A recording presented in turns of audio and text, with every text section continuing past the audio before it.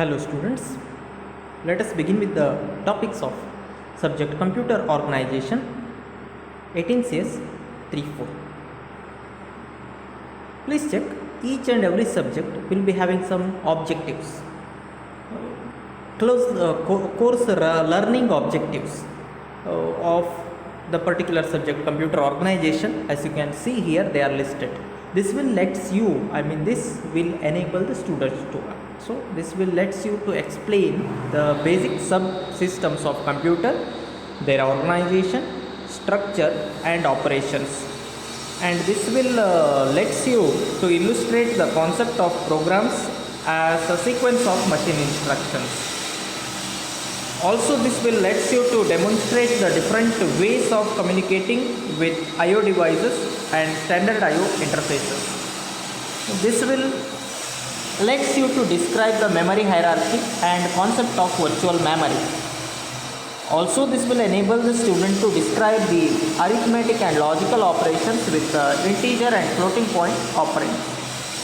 And finally, students will be enabled to illustrate the organization of a simple processor, pipeline processor and other computing systems. These are all the course learning objectives of the subject computer organization. All of you, please refer to the syllabus copy properly and list out the learning objectives of each and every course. You are in the third semester and 2018 scheme.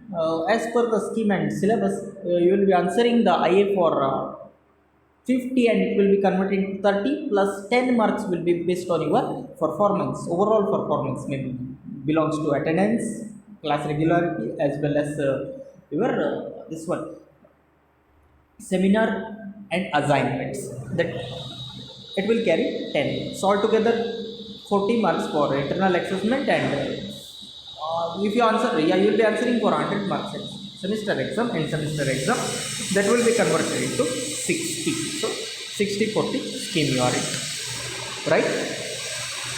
Okay, let us begin with the first module concept. Please check the syllabus carefully. So module 1 is the basic structures of computer. So basic structures of a computer, this involves the basic operational concepts, bus structures, various performance parameters like processor clock, basic performance equation, clock rate and performance measurement. That is what the part from the first chapter of the standard textbook.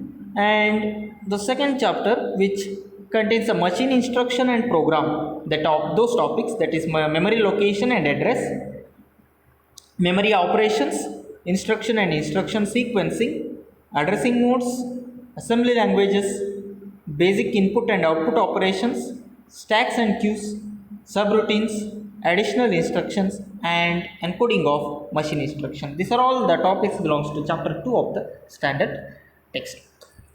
Please refer to the syllabus copy once again and try to analyze the contents of the course learning outcome and go through the topics listed under each module carefully.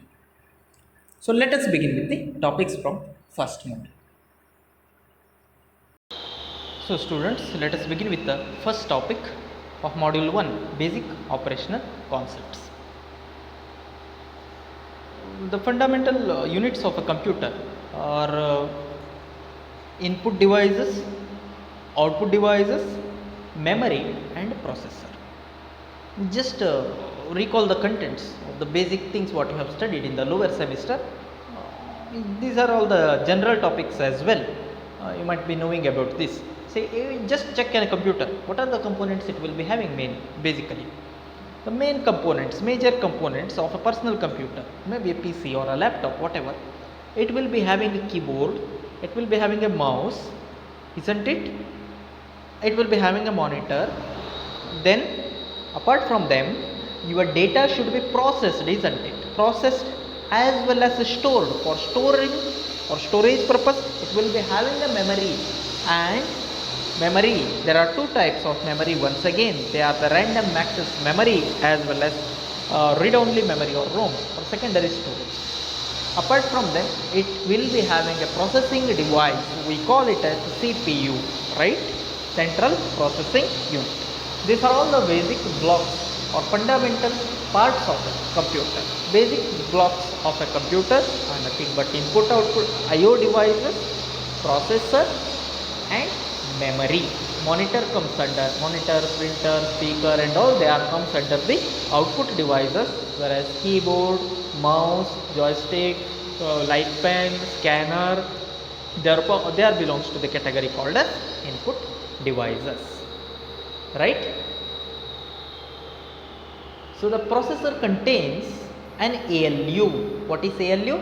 Arithmetic and logical unit. This is the part of the processor. Please remember, this is the part of the processor, ALU. And another part of the processor is CU. CU stands for control unit, which governs the path of the data flow. The processor contains ALU, control circuitry as well as many registers. The registers are nothing but smaller memory units. The intermediate results while computing, they will be stored under a memory, processor memory. They are called as the register. The instruction register IR, which holds the instruction that is currently being executed. You will come to know the meaning of it and all while by considering an example. The instruction is then passed to the control unit CU, where the data flow will be governed. PC is used to find the address of the particular instruction. What is the meaning of address? See, each and every individual will be having an address. Home address it may be, or your college address or office address, whatever, right? Location value is called as address.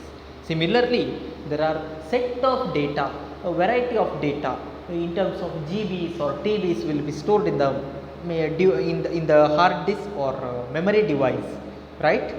They need to be identified, they need to be located appropriately. In a classroom, there are 10 students or 100 students, but each and every student will be identified, isn't it, based on USN, serial number or even desk number, you can consider, right? Getting no, just correlate this to the memory location contents of data which is stored under memory. So you will come to know each and every element, bit or byte especially, each and every unit of data, that is a byte, is addressable and it will be having a location ID. How you are having a USN or how you can identify by based on the desk number where you sit. In the same way it will be, right? So program counter which will find the next instruction to be executed in a memory. You will come to know how they are used and all. We are having one more memory, one more special purpose register, memory address register, which stores the address of the instruction which is currently being executed, and memory data register which stores that data stored in the corresponding location where MAR refers to. This is what called as the connection between the processor and memory. Relationship between this is also called as the relationship between the processor and main memory. Relationship between the, please remember, relationship between the processor and main memory. What is main memory? Main memory is nothing but the primary memory or RAM, random access memory. You can see the interconnection. There is a bidirectional arrow and unidirectional arrow. Bidirectional arrow, that arrow mark refers to bus. This refers to bus. What do you mean by bus? You are using bus, isn't it? What is the use of bus? Bus is a carrier, right, which transfers the data. Here in case of real world, what is bus? Bus is used for the traveling purpose, right? It's a carrier which lets people to travel from one place to another place, right? Now correlate this to the computer science. So to the topic what you are discussing, say in between processor and memory data exchange is must. Why? The data which is stored under memory and the data which is processed by whom? It is processed by the processor, ALU, as well as control unit.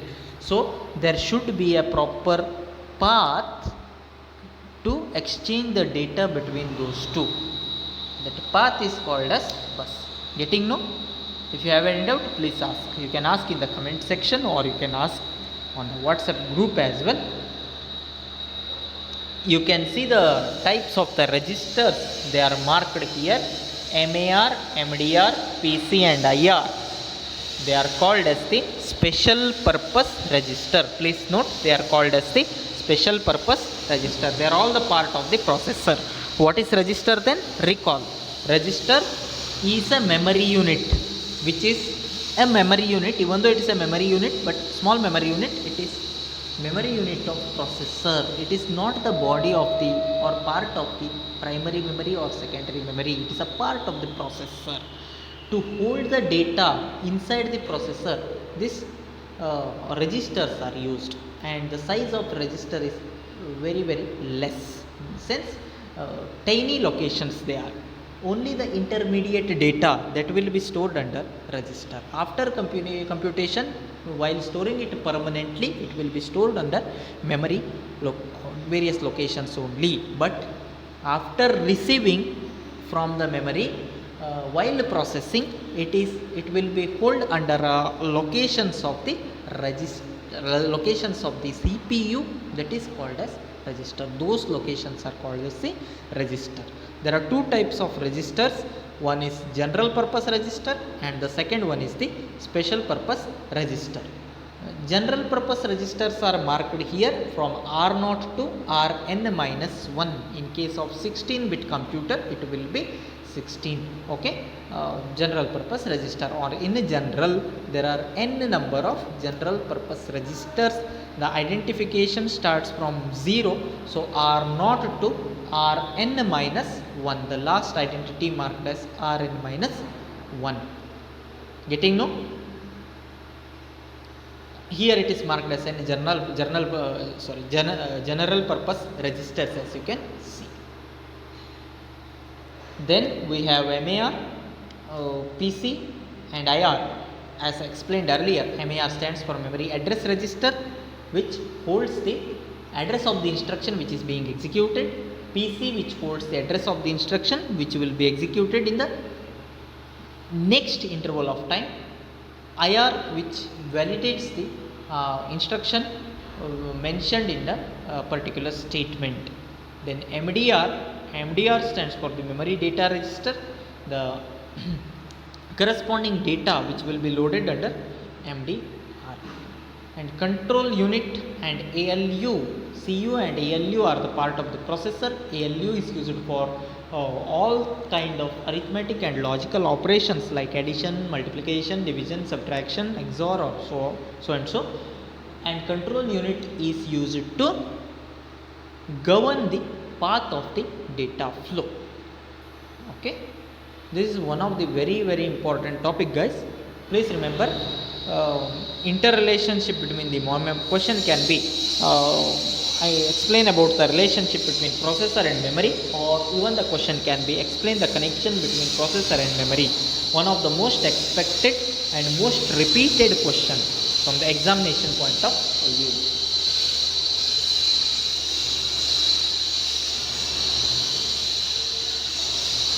Okay, we'll take an instruction example of assembly language and see how exactly it works. Let us see them in the next video. Watch the video once again, maintain separate notes for each subject, write down the notes. Okay, thank you for watching. See you in my next video.